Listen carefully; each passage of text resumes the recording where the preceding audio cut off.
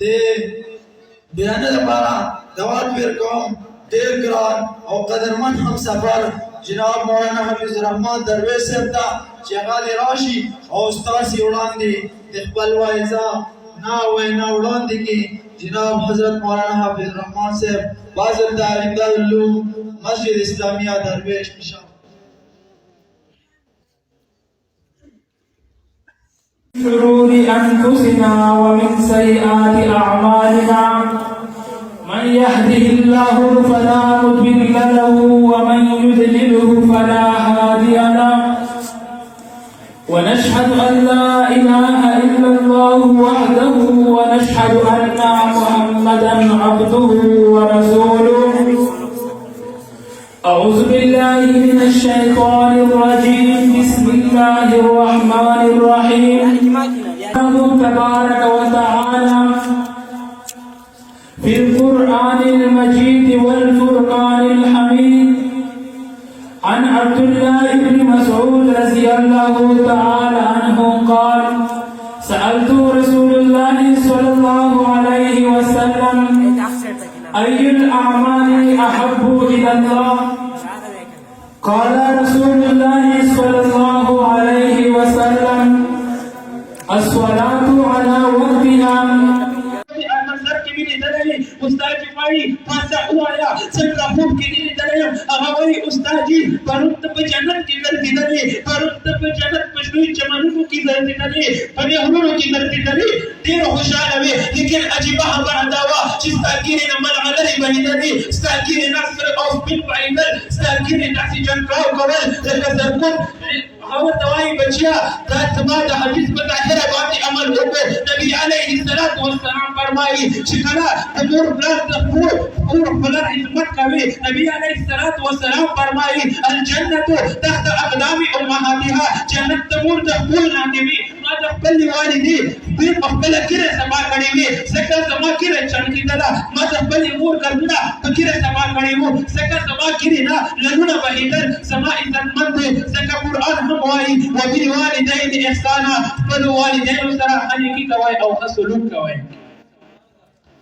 زما عزتمند دی اکثر کورونو ته مخکې یو اوس خو دیوالونه دي مخکې انګړ شانتې ورته راته وو.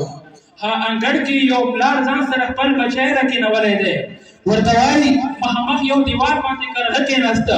ورته وایي بچیا په مخامخ دیوال باندې کښېناستې. هغه ورته وایي دا جي کرغه دی.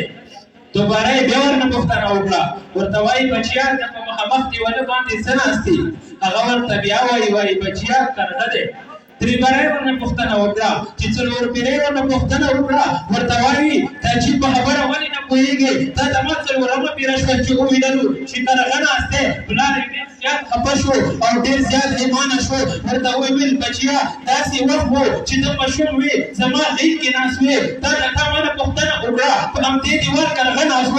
تا ماته وویل چې بچي دجي ته په دیواله څه دي؟ ما درته وویل چې بچیا اول خوله راکړه هغه نه وروسته ما درته وویل چې کرغه دی. بیا تا ماته وویل ما درته وویل چې اول خوله راکړه هغې نه وروسته بیا ما تاته وویل چې کرغه دی. دا مانه شل پېرې پوښتنه کوله زه پرې خوشحالېدلم. دا مانه دېرش پېرې پوښتنه کوله زه پرې خوشحالېدلم.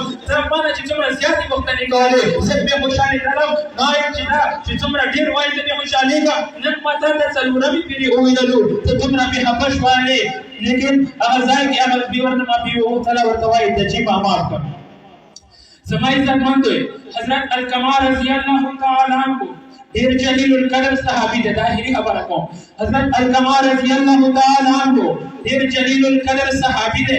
هغه چې کله مرض الموت ته نږدې شو کله چې هغه ته مرګ را روان و د هغې کور والا نبي علیه الصلاة والسلام ته پرچه ور ولېږله. ورته ویې ویل چې یا رسول الله حضرت الکمال مرض الموت ته نږدې دی د مرګ حالات پرې را روان دي د مرګ کیفیت پرې محسوسېږي ته راشه دې دپاره یې کلمه شهادت ولوله.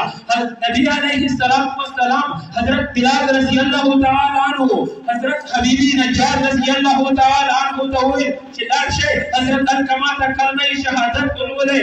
توجه غواړم توجه وایي کلمه شهادت ورته ولولئ. کله چې هغه حضرت بلال رضی الله تعالی عنه حضرت حبیبی نجار رضی الله تعالی عنه عنه لاړل هلته کې کلمه ورته وایي کلمه نشي ویلی خولې غټه شوې ده خولې درنده شوې ده نبي علیه الصلاة والسلام ته جواب رالېږي ورته وایي چې حضرت علامه کلمه نشي ویلی په خولې کلمه نه راځي بیا ورته وویل چې د دې والدینو کې کم یو ژوندی دی مور یې ژوندی ده یا یې پلار ژوندی دی یا دې دواړو کې یو ژوندی دی ورته وایي ای محمد صلی الله علیه وسلم صرف مور یې ژوندی ده یا یې ته ورته ووایه هغه ما ته راشي او که هغه نشي راتلی نو زه به ورشم کله چې مور ته حکم وکړو چې جناب رسول الله صلی الله علیه وسلم خپل دنده هستي مور یې غونډۍ اوچته کړه روانه شوه کله چې هغه د حضور در ته رسي ورته وایي یا رسول الله څه دې ویل ورته وایي ای بوډۍ ستا زوی څه داسې نیک عمل کړی دی چې نن هغه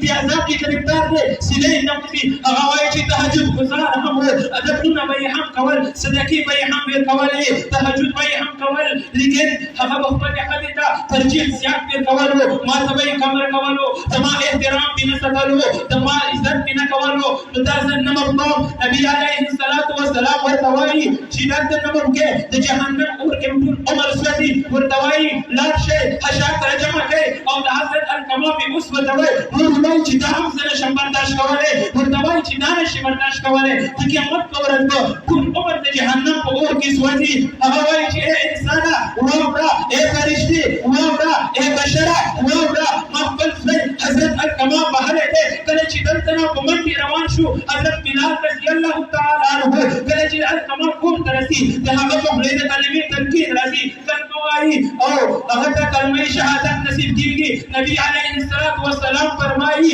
وایي جنازې ته زه درځمه په لوړې غونډۍ ودرېدلو او اعلان یې وکړو ورته وایي ای حبشو ای انصارو واورئ که چېرې تاسو خپلو ښځو ته زیات ترجیح ورکړو مور ته کم ورکړو د والدینو عزت مو ونه کړو نو ستاسو په ځنګنه په وخت کې کلمه شهادت نه نصیب کېږي او جهنم په اور کې به ټول عمر سوځي الله رب العالمین دې په دې خبرې مو کول فکر نصیب کړي وآخر دعوانا الحمدلله